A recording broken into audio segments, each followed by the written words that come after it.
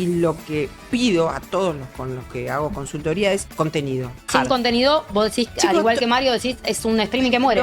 Sí, absolutamente. Las personas conocidas, conductores, etcétera, no te cuentan que el lado del BS, el psiquiatra, las pastillas. Hay un problema en el mundo moderno con la salud mental. ¿Qué es lo que podía hacer y qué es lo que no puede hacer un productor de televisión? Y la frase final decía, y si te cortás un dedo, te quedan 9. Yo soy de los de la pasión. Yo soy de las que presionaban para la pasión de otros. Te hago la foto de Mirta Legrand y la pasión. Yo conozco gente joven que le pone la misma pasión que le poníamos nosotros. Fuiste jefa de los egos para mí más importantes que tiene el mundo casi. No hacía Ventura, le tiré una vez con un marcador que le dio en la cabeza porque no me hacía caso. Y te lo cuenta siempre Ventura, por eso. Brian se enojó, se peleó con el canal. Vamos al corte, saca el micrófono y se va del aire. Entonces volvimos del aire y Jorge no estaba más. Entonces aparece Ventura conduciendo. No. Después del corte.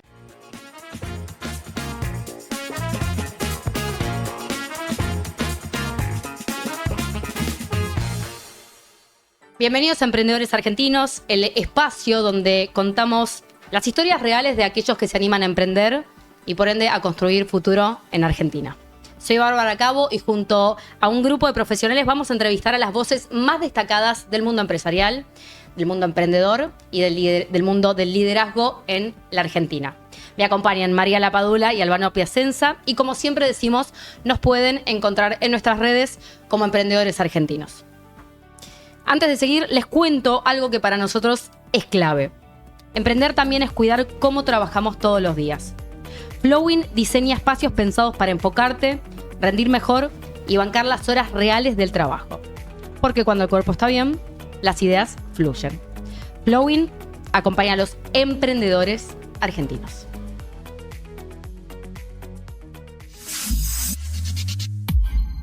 Hay líderes que no necesitan estar frente a cámara para cambiar una industria. Durante más de 4 décadas, nuestra invitada tomó decisiones que definieron qué veíamos, qué debatíamos y cómo evolucionaba la televisión argentina. Vivió la era del rating masivo, la fragmentación digital y el desembarco del streaming sin perder criterio ni autoridad. Y mientras el mercado publicitario persigue audiencias jóvenes, ella advierte algo clave: la economía silver.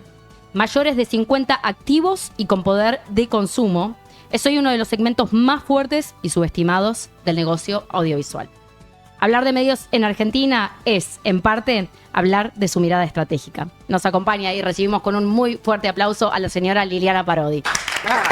Buenísimo, pero qué presentación, muy bien. Se nota que fuiste jefa de todos nosotros. Sí, y estoy haciendo checklist. La parte del liderazgo está bien, la parte de tele, la parte de... emprendedora, soy emprendedora. La parte empresaria será después, un paso posterior a la emprendedora. Mira, hay que hacer la escala. ¿Qué diferencia para vos ser emprendedora de ser empresaria? Bueno, son de distintos modelos de negocio, distintos modelos de trabajo, y el emprendedor es alguien que arranca, no te digo en solitario, pero bastante con una idea, con cosas, o como en mi caso, que trabajas una cantidad de décadas para una corporación o varias, y la relación de dependencia es un modelo en el que te sentís cómoda. Hay mucha gente o gente que ha trabajado conmigo durante años que decía, bueno, pero ¿por qué no te pones tu propia productora? Entonces tenías que montar tu empresa, eso no sé. Y nunca fue un tema que me llamó la atención, no me sentía capacitada, no era para mí, prefería que la empresa fuera otra o de otra gente y entonces yo ser la parte intermedia, digamos, la empresa, lo que yo podía hacer, más todo el grupo, me fui acomodando a eso. Cuando salís de corporación, por la razón que sea, porque eso le pasa a las personas en el planeta hoy, y eso tiene que ver con los silver, por ahí tiene que ver con la edad, que justo me coincide, porque también la corporación te puede dejar afuera, o vos querer estar afuera a los 40, a los 35, no importa, pero ponerle que en este caso, ya en una etapa silver, pues decir, bueno, ¿y ahora qué hacemos conmigo, con mi conocimiento, con mi experiencia? ¿Necesito seguir trabajando? ¿Necesito seguir facturando? Y ahí empieza esta cosa de que te transformás en emprendedor porque es la primera versión de la historia si es que no volvés a corporación. Leía en una entrevista que te preocupaba ya desde chica, digo, el paso del tiempo, saber qué ibas a hacer, dónde ibas a poner justamente todo tu conocimiento, toda tu energía.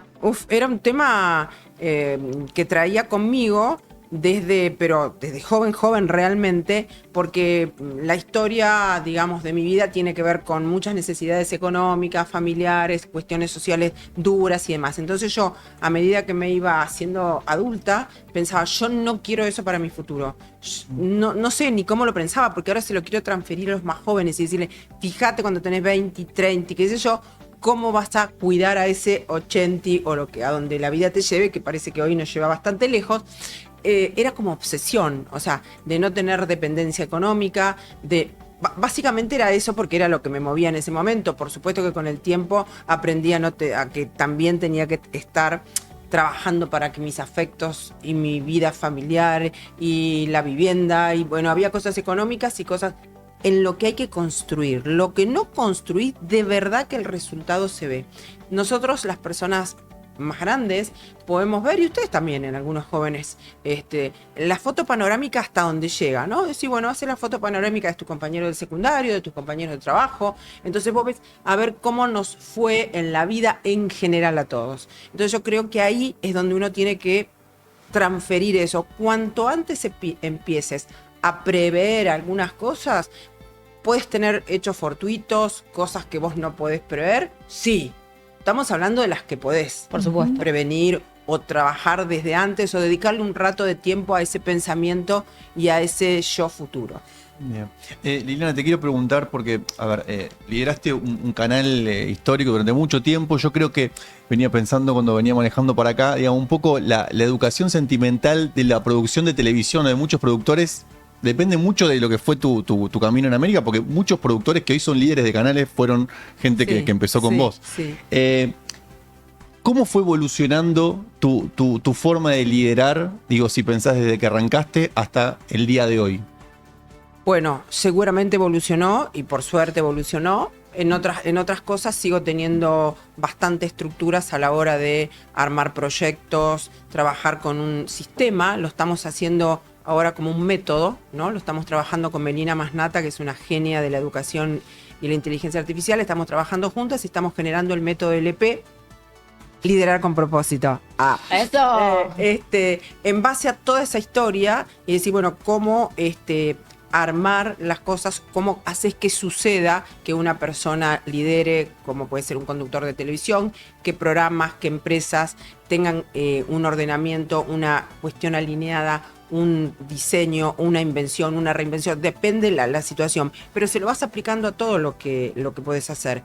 Y eso sufrió sus modificaciones de acuerdo a los momentos históricos, de acuerdo siempre también, y eso pasa en el país, y pueden agarrar la historia argentina, es decir, cómo están liderando desde arriba. Eso imprime rápido en la población. O sea, nosotros somos de la generación de la democracia, y entonces era todo un sistema, una alegría, y entonces todo era la democracia, y después fuimos de la pizza con champán, y así sucesivamente. Eso imprime, y eso se los invito a que vean la historia argentina, cómo imprime el liderazgo de los momentos históricos de la Argentina. Y eso nos pasó a nosotros también. Liliana, me parece muy interesante esto que decís, primero como esto de ir adaptándose a los cambios, ¿no? Y por otro lado, esto de que empezaste a emprender, ¿cómo fue pasar de la corporación a ser emprendedora? Porque uno cuando habla, acá nos escuchan muchos emprendedores, y cuando uno habla de un emprendedor se imagina chicos de 20 años, de 25, que, viste, uno tiene esa imagen, como tenés que tener 20 años para poder empezar a emprender.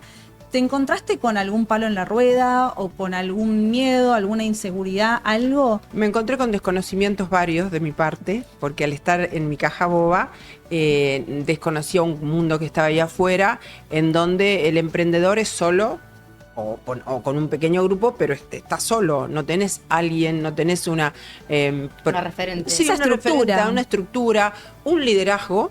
Y tenés que generar tu propio liderazgo, tus propios recursos, generar la idea por la cual vas a emprender, que ese servicio, que ese producto, que eso que estás generando le interese a gente para que te lo compren o les interese eso y a vos te empiece a generar. Y tuve que hacer algunos cursos, hice UCEMA, hice cursos de liderazgo, cursos de board, trabajo también en grupos por ejemplo en WSD, es el grupo de las Women Corporate Director, es un grupo de mujeres empresarias CEOs de compañías, y entonces yo entré ahí y digo, bueno, ok, pero los medios me parecían como re poquito, porque ellas son del mundo del petróleo, de la química, de la finanza, son mujeres muy power, y yo me sentía como, ay, los medios somos chiquitos. Bueno, no era tan así. Y aprendés también de la gente, bueno, obviamente que el networking, las relaciones con mayor cantidad de gente, pero es un camino, ese esfuerzo. No es que emprendés, ay, bueno, si te fue bien rápido. Aún con un nombre ya como el tuyo. Sí, porque tenés que ubicar tu producto o vos misma en un mercado en que hay mucha gente tratando de emprender o tratando de llevar algún tipo de cuestión para que otros tomen tus servicios, tu conocimiento, tu armado y demás. Y ver dónde te sentís cómodo, dónde esa marca personal que pudiste imprimir en tu vida no se vea, digamos, porque tampoco es cuestión de agarrar cualquier cosa, porque entonces tenés que cuidar un montón de cosas, tenés que, en mi caso, a mí me parecía que tenía que seguir generando recursos económicos, más que por una necesidad, por un estilo. De todas maneras, encontré propósitos que también son interesantes, como formar a otras personas. Tengo una carrera que llevo adelante en la Universidad de La Matanza de producción de contenidos para la comunicación, entonces apareció la docencia para jóvenes, entonces apareció la economía plateada para los otros, entonces estoy en 4 ONG, una de ellas que está mucho en mis redes, Lili Parodi OK, en la fundación de los músicos jóvenes de Soijar. Entonces vas poniendo, y bueno, ahora tengo que poner en una cajita de todo esto cuál es mi posibilidad de ingresos económicos. Es súper interesante esto que decís. Hace poco nosotros lo tuvimos a Claudio Zukovicki en Emprendedores Argentinos, y leía también otra nota que te habían hecho, la importancia que tiene para vos la educación pública, ¿no?, en el país. Recién hablabas justamente de la Universidad de La Matanza, y una de las cosas que decía Claudio es que hoy en la Argentina el gran problema que tenemos es que independientemente de la educación, ¿no?, que como que la educación es la gran base de nuestro gran problema, pero que en realidad viene acompañado del tema del capital humano, ¿no? Que si vos podés resolver el tema de la educación, pero no podés resolver el tema del capital humano, en realidad no vas a poder resolver mucho. ¿Cómo es esa experiencia que vivís en la Universidad de La Matanza? ¿Qué ves vos de acuerdo a esto que dijo Claudio? ¿Coincidís, en que es una cuestión únicamente de educación, o también ves esto del capital humano? Sí, no sé de qué punto de vista lo habrá querido plantear Claudio, pero la educación, digamos, es el gran debate nacional, que claro, nunca hay demasiado tiempo para debatir, porque, como hablábamos al principio, todo va cambiando con el tiempo y no podemos estar plantados en la misma educación del siglo pasado. Entonces, el sistema educativo, las formas de aprendizaje. Yo no veo hoy quién está discutiendo, hablando cómo incorporar la inteligencia artificial a la educación de base. Entonces es todo como una cosa, porque tardan mucho tiempo en cambiar los programas, por lo que fuera. O sea, inclusive en el Pacto de Mayo hay un capítulo completo sobre educación, que supongo que en algún momento también se va a tratar, habrá gente a favor, gente en contra. O sea, es el tema absolutamente sí, y pensá que el aprendizaje continuo, más que la educación, así como una palabra fría, es lo que corresponde a estos tiempos, inclusive a cualquier edad. Sí. Porque va a surgir un nuevo sesgo, o ya está, que es el sesgo tecnológico. O sea, cuánto de tecnológico estás, cuánto y como que te quedás afuera.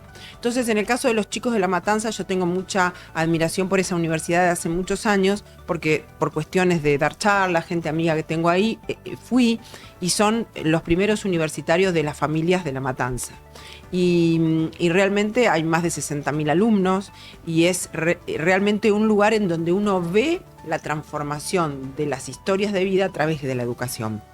Pero, como bien decías, también corresponde al liderazgo, al capital humano, y ahí es donde me parece que hay que trabajar mucho sobre los docentes, de todos los niveles y en todos los sentidos. Liliana, recién hablabas de esto, ¿no? De la evolución en todo, en la educación, cómo hay que ir formándose constantemente, y yo lo llevo un poco a la televisión, o a los líderes en la televisión, por ahí más a los conductores, y viste que la audiencia fue cambiando, y está el streaming, están los canales de YouTube, los podcasts, y hay algunos conductores que uno siente por ahí que se quieren adaptar, pero que queda un poquito forzado, ¿no? Entonces por ahí no logran el efecto esperado, como por ahí sí lo lograban hace 20 años cuando eran los número uno. ¿Vos qué opinás sobre esto, sobre el adaptarse a las nuevas audiencias? Bueno, Por ahí a cualquier precio, no sé. sí, vos estás refiriéndote cuando aún están en la televisión o cuando saltan y dicen, bueno, hago televisión más un podcast, más streaming, más... A todo, a tratar de adaptarse a todo esto nuevo que estamos conociendo, Bueno, ¿no? El streaming, ellos son podcast. parte de nosotros y todos no nos podemos adaptar a todo.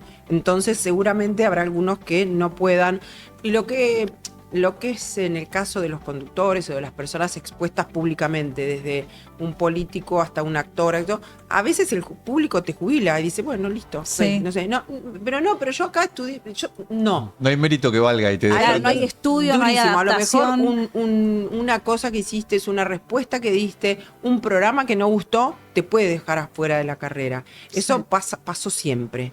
Si vos decís si están sobreactuando la adaptación, no los veo. Algunos veo como más agarrados a lo tradicional y como decían al principio de la conversación, por ahí la televisión, que dijo mi amigo Mario Pergolini, que estaba remuerta, ponele, y yo enojada con todos los productores que invitaban a Mario para que diga que la televisión estaba muerta, pero ustedes lo sientan acá, Mario, dice que la televisión está muerta y se lo está diciendo en la cara, esto no es posible, y era una discusión bizantina entre nosotros, Mario no se enteraba, se iba feliz a su vida y tal.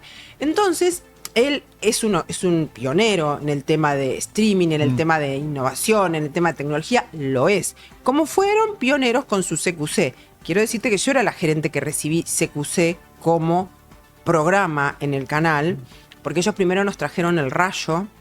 Entonces yo lo miré al Rayo y dije, sí, bueno, no me parecía así, wow. Entonces, con Ernequian, que era el jefe de ese momento, nos juntamos con Pergolini y con Gebel, y entonces le dicen, bueno, yo pongo el programa al aire si ustedes me traen un programa conducido por vos, le dice a Mario, incluido. Entonces pongo los dos al aire. Mario en ese momento tenía otro enojo, no me acuerdo si se había enojado por el otro programa que tenía, que le habían criticado, no, estaba enojado. Sí. Entonces él no iba a conducir más, iba a ser productor, ponele. Y eso fue poner un miércoles, el lunes trajeron el proyecto que se llamaba, dice, les trajimos un noticiero en joda y se llama Caiga quien caiga. Y entonces, bueno, desarrollaron su idea. Tengo guardados los cuadernitos hasta del presupuesto de eso. Espectacular. Pero ellos fueron pioneros, fue uno de los programas que más se vendió en la historia de Argentina como formato al exterior. Perdón, ¿sabes que lo contó en una entrevista que fueron pioneros a la hora de poner el programa, pero ellos le dijeron, ok, hagámoslo, fueron con la idea, pero ellos se quedaron con el nombre del programa, que eso fue... Quiero que me cuentes eso, que lo viviste de adentro. Esos fueron de esos contratos que fueron muy favorables para el que traía el producto. De hecho, con el tiempo se nos transformó en un producto tan oneroso para la empresa que ellos ahí, como cuando terminaron los contratos, los llaman de Canal 13, pero habían pasado varios años, eran muy exitosos y se van a Canal 13 porque era todo de ellos el producto. Sí, sí. Claro, lo pudieron exportar aparte, digamos, lo vendieron al mundo. Claro, fueron pioneros en eso. No fueron socios del canal en ese caso, pero bueno, son cosas que pasan. Esta vuelta de Mario, el Mario enojado, y yo, pero escuchá una cosa, este Mario no está entendiendo, y decía, la tele está muerta y además la mira la gente grande, y yo, somos grandes, pero él también es grande, pero si tiene 60, ¿por qué nos dice gente grande? Bueno, era toda una discusión chiste entre nosotros. Pero no crees, de todas formas, digo, ya conociéndolo a Pergolini y todo, que lo hace justamente como para decir, voy a volver y van a ver. No, en ese momento lo decía, que lo dice de verdad. En ese momento lo decía de verdad. Y ahora este Mario reinventado de la tele me encanta. O sea, porque él logró toda su experiencia ponerla ahí y también, obviamente, que sigue teniendo la audiencia Silver, porque yo no conozco a Silver, que no me diga qué bien que está Pergolini en el programa. Y yo digo, sí, por supuesto, porque yo lo veo. Y además lleva gente de otras generaciones, le hace nota, entonces haces una mezcla que me parece que es lo que cambia la historia, la intergeneracionalidad. No sé si él lo hace, sí, lo deben hacer muy adrede. También veo mucho en ficciones eso. Por ejemplo, Emily en París. En la última temporada, si es que la ven, sí. ¿Quién protagoniza? ¿Quién protagoniza La la jefa. última temporada? Sí. La jefa, Sí. que aparte está en Instagram tenés todo el razón, tiempo. claro. Pero que aparte tiene- te muestran tiene una mujer 60 que es muy vital, con una Sí. vida O increíble. sea, ella es la protagonista, Y que pero tiene- le fueron subiendo la categoría a la Sí, Silver, ¿viste? es verdad. Entonces la historia de ella, que es una no sé qué, que tiene no sé cuántos novios y que se viste no sé cuánto y qué sé yo, eso porque en el mundo, digamos, el tema de la generación Silver activa, consumidora, proponiendo trabajo, y que esa gente antes sería la mamá, la tía de la protagonista y no pasaba eso. Claro. De hecho, Y en la moda hay modelos de 90 años, Sí, increíbles. absolutamente. Fíjate que en Merlina, que es otra serie para jóvenes, Sí, Merlina. en la última temporada está la madre, el La padre, la abuela. abuela, súper protagonistas, Sí. que en la primera no estaba. Entonces yo creo que están siempre buscando eso y entonces las audiencias son más heterogéneas. Sí, se rompió un tabú que antes pasaba esto, que la televisión era joven y todo era juventud y hasta por ahí la abuela era una persona joven avejentada, era como una cosa toda extraña. Pero hablabas esto de las audiencias y pensaba, ¿cómo ves? Porque la televisión sin duda me parece que está atravesando un momento, no sé si de crisis o crítico, pero digo, principalmente con la publicidad, digamos, perdió el 60-50% de lo que recibía muchas veces de financiamiento de las marcas. ¿Cómo ves la televisión de acá a 10 años? O sea, no sé si va a morir, como dicen. No, yo creo que no va a morir, es un medio masivo por excelencia. ¿Cómo van a adaptarse los contenidos? Es lo más difícil son los contenidos, pero los contenidos también en cualquier otra cosa de la que hablemos, en las plataformas, en las ficciones, en el streaming, en las radios, es el problema o es la solución, según quien la encuentre. El que no la encuentra es el problema. Y la torta comercial, la torta publicitaria es la misma. No se estira porque yo tenga 20 streaming más, 4 canales más. El fenómeno del cable, el crecimiento del cable en los 90, también fue una cosa similar. O sea, todo el mundo se ponía su programa de cable, su canal de cable, ¿no? Pero bueno, no iban a sobrevivir porque la torta era una, aunque los cables tenían la otra opción, que es la gente que paga, todos los que pagamos por tener cable, entonces tienen otra parte ahí. Pero de todas maneras, hoy el crecimiento del streaming o el modelo streaming o canal streaming, como lo decimos en la Argentina, es bastante, no te digo nativo, pero me parece que hay como más superpoblación de esos proyectos en la Argentina. Bueno, de hecho el propio Pergolini dijo hace poco que él tenía seguridad absoluta de que aquellos programas de streaming en donde 5 chicos cuentan cómo se acuesta con tal persona o qué hace de su vida, no sé qué, van a morir. ¿Qué pensamos Sí, al respecto de yo eso? creo- ¿Y consumís algún programa de streaming? Digo, Sí, ahora me autotitulo, porque yo soy, antes de ser gerente, productora, no sé qué, todas esas cosas de televisión, soy televidente. Yo te miro la tele igual que las personas, pienso igual que la mayoría de las personas, tengo una cosa de gusto masivo. En el caso de streaming, ahora soy streamera. O sea, te digo, no es streamer que son los que hacen streaming, no. Streamera que es la que consume. Y consumo algunos, ahora con mayor asiduidad, porque tengo consultorías sobre varios, en donde poder poner la experiencia, el conocimiento de medios y todo eso en este formato. Y lo que pido a todos los con los que hago consultoría es contenido. O sea, eso que acabas de decir, gente hablando, que yo, por ahí hay uno o algunos que por algún motivo sostienen eso. Pero en el momento que vos generes, tenés que generar contenido. Tenés que trabajar. Sin contenido, vos decís, Chicos, al igual que Mario, decís, es un streaming que muere. Pero sí, absolutamente. Aparte, todos hay un modelo que la gente joven quiere siempre tener en cuenta, que es ser Instagramer, Sí, claro. stream. Esa gente trabaja muchísimo. No todos los jóvenes que tienen que ver con la música son Catriel y Paco Amoroso. Pero esa gente, cuando arranca, siempre le pone horas de trabajo, de hecho, estudio, Liliana, de hay esfuerzo. algo súper interesante que hace poquitito también decía Grego Rossello en una entrevista, en donde a él le decía la entrevistadora, le decía que él, no me acuerdo si era el 40 y pico o el 50 y pico % de los chicos jóvenes a los que se estaban entrevistando decían que querían ser youtubers, influencers. Él decía, me parece muy preocupante. ¿Por qué? Y porque no saben el lado B. Y dice, no voy a mandar a nadie al frente, pero si yo contara los chicos, digo, las personas conocidas, conductores, etcétera, muy masivos, que no te cuentan que el lado B es el psiquiatra, las pastillas, los problemas. Sí. Digo, Eso se hace streamer u otras cosas. Hay un problema en el mundo moderno con la salud mental. Digamos, no solamente por elegir eso, y me parece un poco exagerado, digamos, que solamente los que eligen eso van a terminar en esos problemas de salud mental. No solo ellos, Claro. pero digo, cuando le arrojaron el porcentaje, lo que él dijo es, mira, hay que también contarles el lado B, que es esta parte que además es solamente el 001 el que llega a ese espacio. Bueno, pero a la tele digamos. también. Claro. El jugador de fútbol que triunfa y gana mucho dinero también. No podemos no dejar que la gente exprese y sea creadora de lo que quiera. Hay que ver hasta cuánto le aguanta el cuerpo, la cabeza y la posibilidad y el conocimiento que tenga para que eso que hace lo haga diferente que otro. O sea, pasa en todas las disciplinas. Y el tema de la salud mental es un tema muy importante. Este sobreconsumo que tenemos todos de información y de redes y todo eso es un mal moderno, pero yo soy una positiva siempre con las cosas y digo, bueno, voy a tratar de mirar el vaso lleno de eso y ver cómo solucionamos el otro. Liliana, creo que hay mucha gente que piensa esto de que la televisión murió, que ya nadie mira televisión. Sin embargo, yo me acuerdo hace muchos años cuando arrancaban los influencers y los youtubers que rechazaban la televisión. Ellos no querían ir a ningún programa porque no, yo en mis redes soy Dios y no necesito la tele. Y sin embargo, hoy vemos muchos influencers que ni bien tienen la oportunidad, van o a participar de un reality o a una entrevista y se mueren por estar en la tele. Y lo mismo siento un poco con los streamings, ¿no? Como que al principio renegaban de esa idea. Nosotros no somos la tele y sin embargo cada vez están pareciendo más a los programas que vimos toda la vida.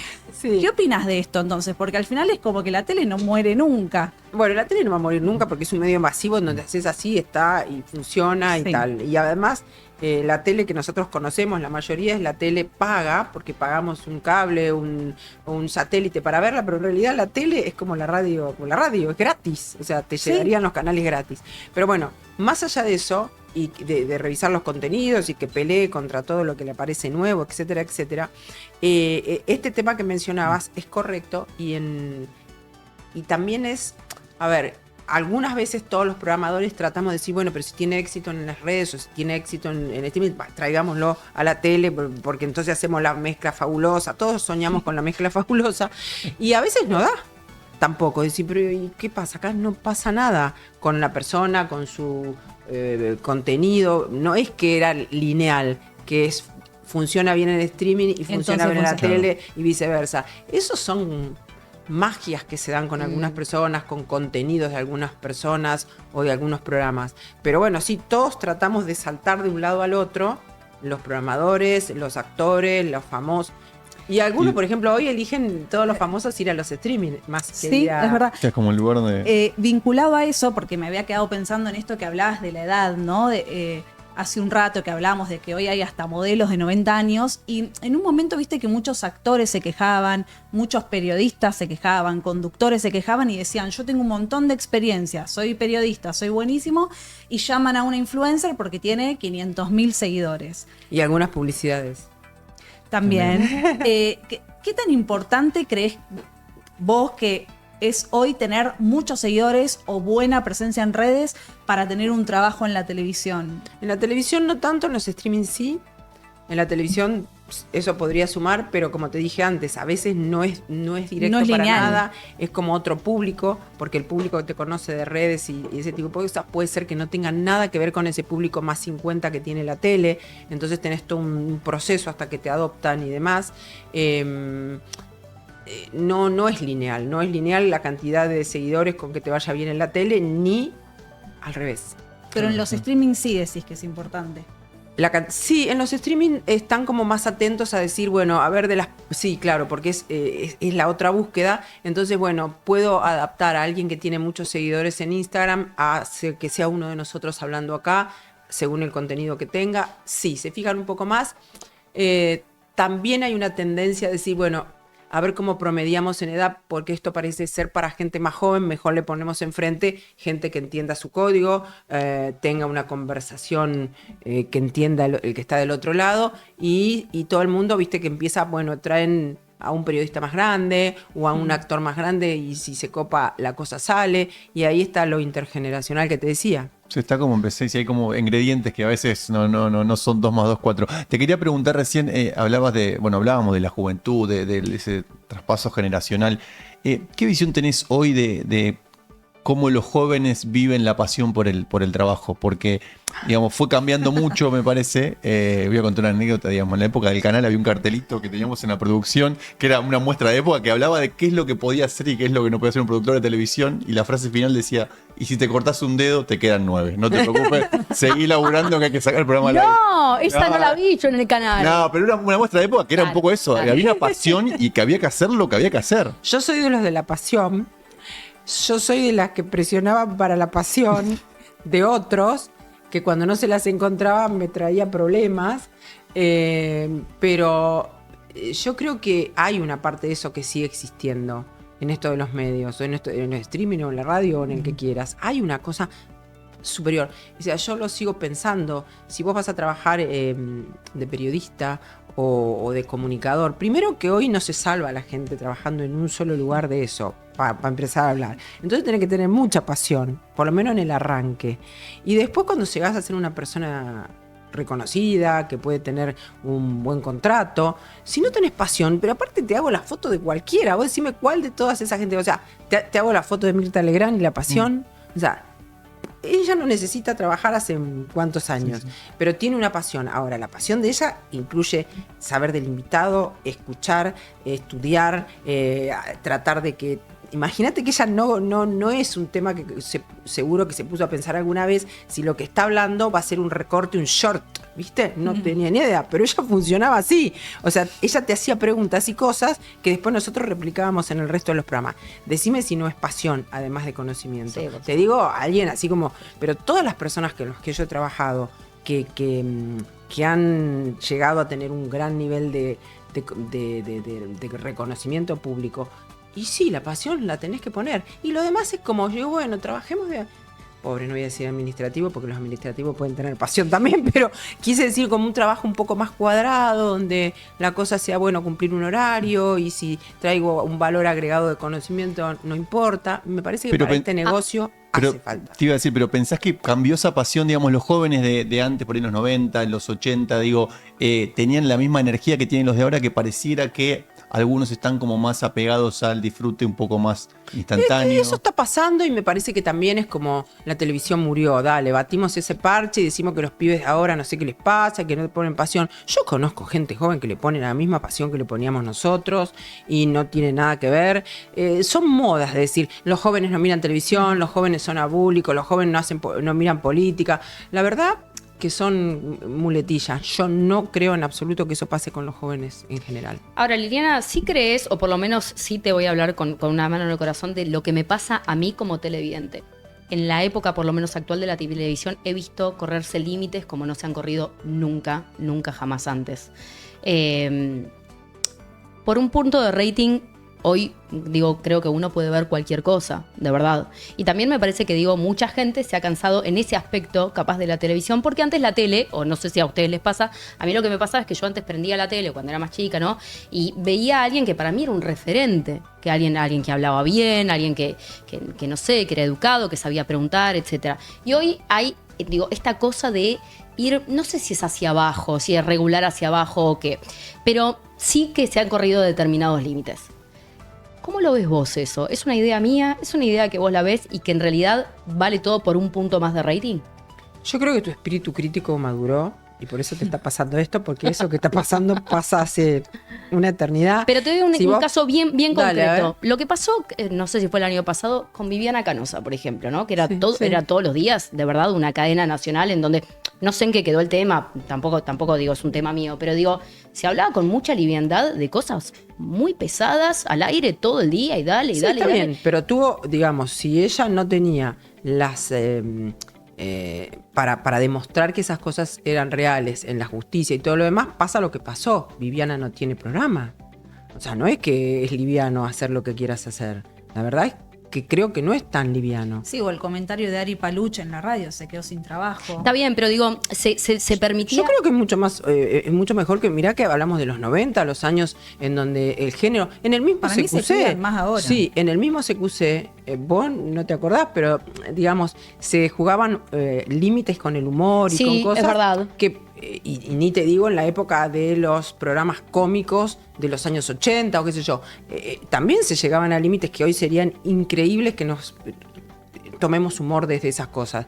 Y ahora, en la búsqueda del punto de rating, es cierto, digamos, todo el mundo está buscando un poco de ese rating que no está. Entonces, pero no me parece que sea un fenómeno del último tiempo, me parece que es un fenómeno y cada vez que se va ampliando más ese mercado de cantidad de contenidos, la tele se desespera más y puede ser que vos encuentres eso, pero no me parece que sea masivo y no me parece tampoco que esas personas que se equivocan o ese medio o ese programa no tenga su merecido. Ahora, ¿qué pasa con el rating? Porque, por ejemplo, yo miro mucha tele, pero no siempre estoy con la tele prendida, Claro. pero después voy a YouTube y entro, viste, al canal de YouTube de América, después al del 13, después al del Telefe y voy viendo los recortes. Yo hago lo mismo. Entonces, o vuelvo para atrás en Flow y ¿viste? digo, ay, me veo el pedacito Total. tal o llego tarde. Sí, Sí. y eso, bueno, están Entonces trabajando. yo veo tele, pero seguro, bueno, igual para tener rating no es que nos miden a todos, pero digo, ¿cómo se contabiliza eso? Porque YouTube y las redes también cuentan. Mira, están trabajando de nuevo la gente de Cantar y demás, porque eso después cae a las agencias y eso cae a lo que ¿Cómo impacta la pauta después? Claro, entonces se está revisando todo ese tema y ver cómo se mide. De todas maneras, cuando nos miden a nosotros o a cualquier programa por YouTube, ¿quién te mide? ¿Quién es el medidor? Nadie. YouTube. Claro, las Y views. está bien. ¿Quién lo audita YouTube? Claro, o sea, Claro. y dice, ok, a mí no me vio nadie, me vieron 1 millón de personas. Está bien. No, después está el tema de los bots, que después, o sea, es Tema aparte. incomprobable. Claro. Claro, incomprobable. O sea, que la auditoría que se le mete a Cantar o a la tele o qué sé yo, por ahí en las otras mediciones, y cuando vos decís, ¿y cuántas views tiene? Entonces, ¿cuántos puntos de rating es eso? Y a lo mejor es 0,5, ¿entendés? Claro. ¿Y por qué le va tan bien a ese que tiene 0,5 y le va tan mal al que tiene 0,5 en la tele? Está un poco para debatir ese tema y todo el mundo tratando de quedarse con lo que pueda de la torta publicitaria. Claro, ¿pensás que esto en algún momento se va a como unificar algo? Porque es como un caos donde cada uno se agarra de lo que quiere, de la cifra que le conviene y después en convencer a una marca que te ponga plata o no, porque básicamente es eso. Todo el mundo está en eso, digamos. Eso es lo que no se ve, es el lado B, como dicen. Es el lado B, que es sostener económicamente los productos, los canales, los streaming, las radios, etc. Es un tema. Es el tema, porque ¿quién va a estar haciendo las cosas gratis? Salvo que, bueno, vos, nada, sea tu hobby, hacer un... Sí, que no tengas la necesidad económica también. Exactamente. Claro. Eh, No, yo quiero aprovechar, cuando hablabas de liderazgo y de situaciones, digamos, para la gente que no sabe, digamos, la gente del medio te conoce toda, mucha gente por ahí no, pero digo, fuiste jefa de los egos para mí más importantes que tiene el mundo casi, sacando Hollywood si querés, pero digo, conductores de televisión, gente que es difícil de llevar adelante, digamos, de convencerlos de hacer cosas, de persuadirlos, de ser jefa de esos tipos. Y vos todo lo que contás te formaste después por el liderazgo. Hubo mucho de oficio, me parece, Sí. de cómo llevar eso. Si tendrías que decir cuál es el secreto o cómo fue eso. Mira, en la mayoría de los casos yo sentí respeto de parte de todos ellos cuando había una diferencia o cuando yo pensaba que el programa tenía que ir para acá o lo que fuera, porque puedes tener temas de línea editorial, hasta de contenido del programa, hasta de con quién va a ser el programa, quién es el productor. Estamos hablando de personas que lideran un segmento, por ejemplo. Y eso, yo en general, a veces pierdo la memoria si alguno me la hizo pasar mal, ¿viste? Porque yo soy de perder la memoria de esas cosas. Pero siempre pude como consensuar finalmente porque siempre mi convencimiento era, nosotros los productores trabajamos para que esa persona o ese grupo de personas que están en cámara lleven adelante un contenido que si a ellos les sale mal, no sale mal a todos, o sea, no tendría ningún sentido. Totalmente. Entonces, ese trabajar para ellos siempre me pareció muy apasionante. Ahora, las que tienen que poner ellos desde traer sus cosas producidas, estudiadas, pensadas, su look, también lo tienen que hacer. Entonces, después tenés que liderar o manejar, como vos decís, los egos entre los que tenés en toda la grilla. Porque Se odian, hay que decirle a la gente, muchas veces se odian. No lo... muchas veces no se quieren, yo digo, no se quieren tanto. La no son hipocresía de la amigos. tele, ¿no? Pero bueno, cada uno lucha por su lugar Sí. en el ecosistema de los canales de televisión, en el propio canal, en el rubro, si se dedican a la política, al espectáculo, que sea. Hay una lucha ahí para decir quién es el número uno de esto. Entonces tenés que liderar eso. Vos sabés que me hiciste acordar Daniel Greenbank, que estuvo acá hace poco y justamente contaba el día que Pergolini se le dio por decir al aire que había muerto Phil Collins porque no tenía otra cosa mejor para hacer. Entonces, dice que lo agarró a Mario y le dijo, vos estás loco. Bueno, no importa. ¿Tenés una anécdota para contarnos divertida, no? Por supuesto, algo que se pueda contar con alguien que decís que te haya hecho pasar un momento que decís, pero vos estás demente, ¿cómo dijiste esto al aire? ¿O por qué lo dijiste? Bueno, me pasaba un montón, pero no me acuerdo ahora exactamente de alguno de los temas, pero era... Ay, no, qué lástima que no me acuerdo ahora ninguno de los temas, pero me han hecho cosas, o yo he renegado específicamente. Muchas veces los conductores tenían Me más miedo acuerdo una de a vos Jorge, que a... me acuerdo una de Jorge. De Jorge Lanata. No, de O la, de na- Jorge- de la Jorge nata me acuerdo una en Intratables, A cuando ver. vino la nata Intratables. Estaba la nata, qué sé yo, estaba ahí atrás. Había varios temas, qué sé yo, que habíamos puesto en agenda y había unos temas que no salían, ¿no? Entonces ni Santiago ni ninguno tiraba unos temas que queríamos que eran para picantear. Y entonces Santiago me saluda, tipo, ¡ay, está Parodi acá! Y yo atrás de cámara. Parodi, ¿le querés preguntar algo a la nata? Y lo tuve que picantear yo, ¿entendés? Y entonces y la nata nunca entendió por qué yo salía con esa... Una ese- columnista nueva. Pero bueno, estos me revolearon. Y después en el caso de Jorge Rial, me acuerdo, eso fue, primero fue, al final fue muy divertido. Resulta que Jorge era bravo. Pero para mí es recontra un profesional, un conductor realmente realmente yo admiro el trabajo de él como conductor, como periodista, cuando él está con las pilas, siempre fue el mejor en los tiempos que trabajamos juntos también. Y resulta que estaban en el momento que era Canosa, Coronel, Ventura, Camilo y compañía. Era la época de Intrusos al principio. Y por un tema que estaban hablando de Maradona, una crítica que habían hecho en Chile de Maradona. Entonces Jorge se enoja, le agarraron algunos enojos y empezaba a editorializar y empieza como a enojarse con el pueblo chileno completo. Y yo, Dios mío. ¿Estabas viendo en vivo y vos... Sí, yo ahí. Entonces yo pensaba, siempre estoy pensando en lo macro. Entonces, ¿por qué este programa que está saliendo en Chile, también en directo, vamos a estar enojados con todo Chile porque alguien de Chile habló mal de Maradona? Pero viste, Jorge, cuando se engancha, Se engranaba. entonces yo le hacía seña de que de ninguna manera, que no, que bajara un cambio, que se enojara con el que estaba enojado, pero no, bueno, era toda una cosa así porque yo les hablaba de atrás, ¿viste? Ventura Hacía siempre señas cuenta. como podía. No hacía Ventura, le tiré una vez con un marcador que le dio en la cabeza porque no me hacía caso. Y te lo cuenta siempre Ventura, por eso. Pero esa productora golpeadora no cuentes. Entonces, él se enoja tanto que nos vamos al corte, se saca el micrófono y se va del aire. Entonces volvimos del aire y Jorge no estaba más. Toda esa cosa de que yo le hablaba de atrás y que sucedía, la gente no sabía. Pero- Entonces aparece Ventura conduciendo No. después del corte, claro. No. Y nada, y Jorge se fue enojado a la casa y bueno. ¿No volvió? No. Hasta el día siguiente, me imagino. No, entonces era como que, imagínate, todo el resto de la humanidad, del mundo del espectáculo. Rial se enojó, se peleó con el canal, Rial, verga. Y yo, ay, ¿cómo llevar adelante esto? Entonces,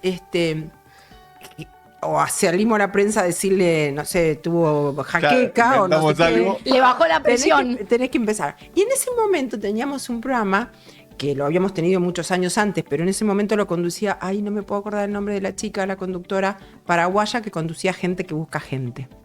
Gente que busca... Sí, la versión de esos años. Bueno, entonces se me ocurre.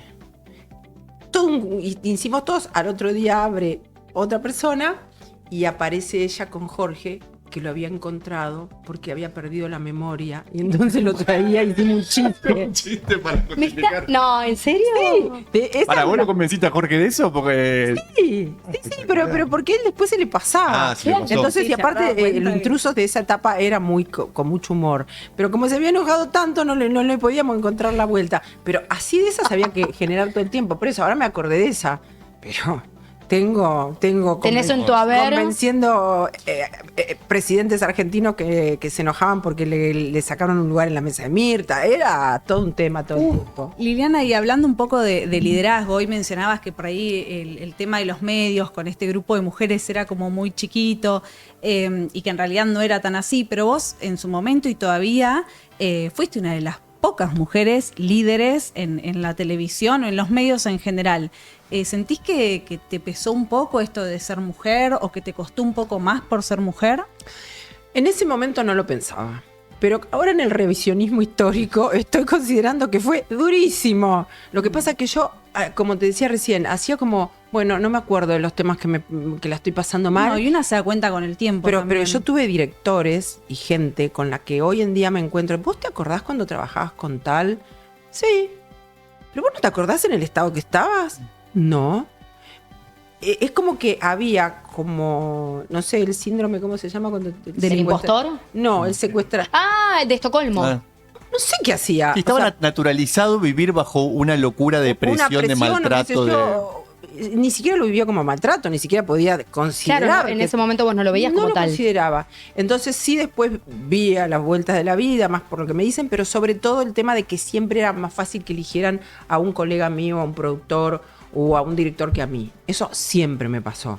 Lo que pasa es que por algún motivo los planetas se alineaban y era la que quedaba ahí o era la más Bueno, pero disponible. fuiste siempre y lo seguís, digo, siendo una mujer como de armas tomar. Uno llegaba y era Parodi, de verdad, era como, a mí la primera vez que te vi me tembló un poquitito todo, no te voy a mentir. No, tuve esa imagen que, bueno, la tengo, Pero como algo positivo, Pero ¿eh? también era, trataba de ser fuerte para arriba y para abajo. Claro, tal vez es lo que mismo te imponía el medio para sobrevivir. Sí, pero yo no me quiero justificar con eso, por decir, bueno, pasó esto, pero a las vueltas de la vida y con, digamos, los temas hoy, vistos desde el punto de vista hoy, sí, porque esto también le pasaría a mujeres en su vida particular, en donde a lo mejor un marido no la dejaba trabajar y estaba naturalizado y estaba bien, y hoy se cuestiona. Entonces yo digo, uy, sí, la verdad que fue súper difícil.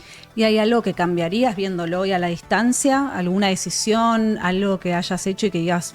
Y sí, yo creo que a lo mejor menos sapos me hubiese comido. No sé si hubiese aguantado 30 y pico de años en el mismo lugar, porque a la hora de decir, bueno, viene una nueva gestión y vos, una vez era muy, muy joven, nosotros éramos muy poco en el grupo, y cambian totalmente la dirección. Entonces viene un señor que era el máster de televisión en Argentina, con otro señor a tomar la dirección. Pero hasta media hora antes yo era, como era la que más sabía, imagínate, en los 90 era la productora general, un título que inventé, no existía. Entonces yo era la productora general. Cuando llegaron estos máster, reacomodan, traen su gente, qué sé yo, y me llama el segundo del director y me dice, vení vos, productora general. Y yo así, bueno, ahora te vas a sentar en el escritorio delante de mi oficina, vas a ser asistente mía. Me senté y fui asistente de él. Me la Fue fumé. como bajar. Imagínate, me sentía productora general y me agarró y me sentó ahí, pero otra persona se va a su casa, ¿entendés? ¿Por una cuestión de ego o por una cuestión? Por una cuestión de que a lo mejor no correspondía a eso que él hizo. Claro. Pero yo eso lo hice muchas veces en la carrera en América. He estado en funciones que me han bajado, cambió la dirección o cambiaron los accionistas y me han bajado. Entonces yo me siento a ser de asistente de él. Y en una de esas gente que venía a ver programas y todo eso, cruza Jorge Rial adelante mío, en el año 93, y quiere traer un programa de televisión porque él era columnista de Lucho Avilés.